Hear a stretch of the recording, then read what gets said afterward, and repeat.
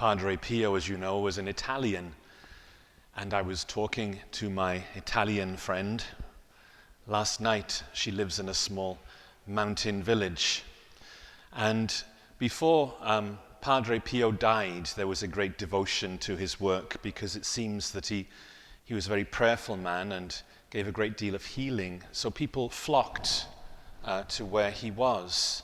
And my friend was telling me that even, her mother and the ladies of the village had great devotion to this man, and they would take trips to go see him or try to see him. Anyway, he died in 1968, but the devotion was still there, even in the village where my friend kind of lived. And she used to think, well, he's not a saint yet. He's just a dead priest. So why are they praying to him? Why are they praying to him? Anyway, she tells me last night that when her first son was just 2 years old, and he still slept in the same room in a bed next to hers, she was fast asleep one night, and suddenly she woke up, and there was this person next to her bed, a small man with a white beard.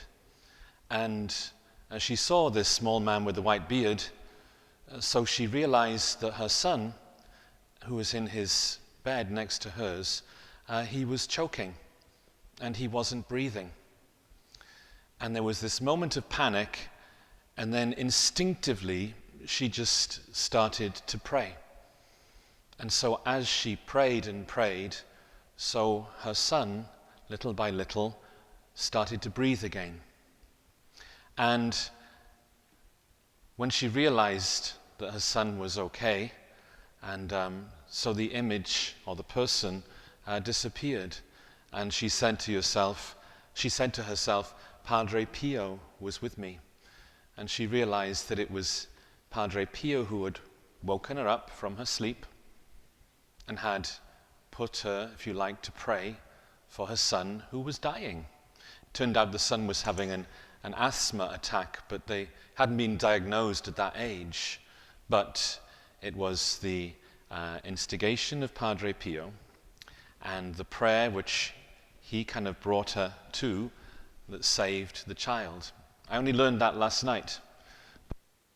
It's one of many stories of the faith that people had in the like of Padre Pio. But the importance there of prayer, And he was always famous for, promoting prayer, that was everything that we do. And he always said, pray, hope, and don't worry, because worry is useless. And in the case of my friend with her son, the worry and the panic would have been useless, but the prayer saved her son. And we hear in the gospel today how we're being sent out to live the Christian life, and we need very few things. That's why they're saying, don't take this, don't take your tunic or your sack and all those different extra things, but take one essential thing, and take prayer. Take prayer with you. Don't take your worries, don't take your doubts, don't take your despair or your discouragement. Prayer with you, and take hope with you, The worry, as Padre Pio says today, is useless. But prayer brings miracles.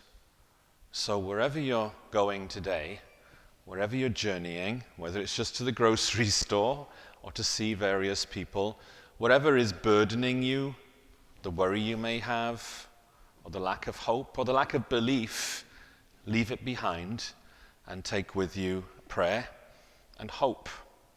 And when we have those things, the essential things in life, that's when miracles can happen.